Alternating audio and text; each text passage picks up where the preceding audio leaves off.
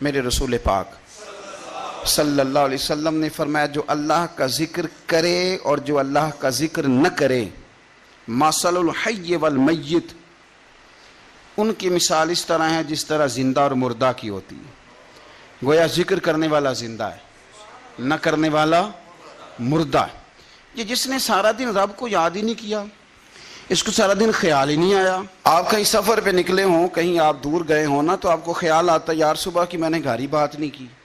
صبح سے میں نے آج گھر فون نہیں کیا، کوئی رابطہ نہیں کیا، کوئی معلومات نہیں کی۔ گھر میں سے کوئی سفر پہ ہو، ایک تو یہ کہ آپ گئے ہوں اور ایک یہ کہ کوئی گھر میں سے گیا ہو، تو دن میں اسے فون کر کے پوچھتے ہیں کہاں پہنچے ہو،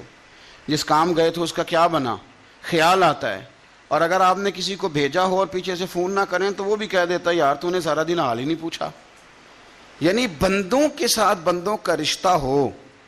تو دن میں یاد نہ کریں تو شکوہ آتا ہے، تو مجھے بتاؤ سارا دن ہی گزر جائے ایک تسبیح بھی نہ پڑھی جائے،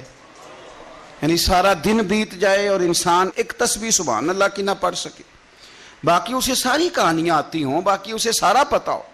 لیکن سارا دن بیت گیا، 24 گھنٹے گزر گئے اور اس کو اتنی توفیق نہیں ہوئی کہ 100 دفعہ مدینے والے رسول پہ درود و سلام ہی پڑھ لیتا، سارا دن ہی گزر گیا، اس نے سوچا ہی نہیں۔ تو ہم نے یہ کیا ہے کہ ہمارا جو خاص ذکر کرنے کا مزاج اور ماحول اور شوق ہونا چاہیے تھا، وہ شوق ہمارا برقرار نہیں رہا، وہ ذوق نہیں ہمارا رہا۔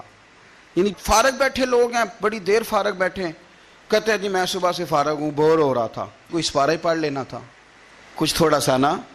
مہربانی کر لینی تھی، کچھ آپ نے ایک تسبیح استغفار کی پڑھ لینی تھی۔ کس طرح آپ بور ہو گئے؟ آپ نے سارا دن اللہ کو یاد ہی نہیں کیا، توجہ ہی نہیں فرمائی۔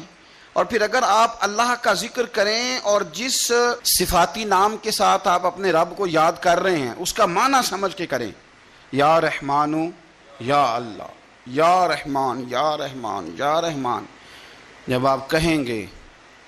تو پھر عرش کا مالک بڑی رحمت نازل فرمائے۔ جب آپ کہیں گے یا کریم یا کریم یا کریم، تو پھر وہ کرم کے دروازے کھول دیتا ہے۔ آپ کا ایک خاص رنگ ہو۔ میرے نبی پاک صلی اللہ تعالی علیہ وسلم نے ارشاد فرمایا کہ تم نہ دنیا میں رہ کے مجھ پہ درود و سلام پڑھو،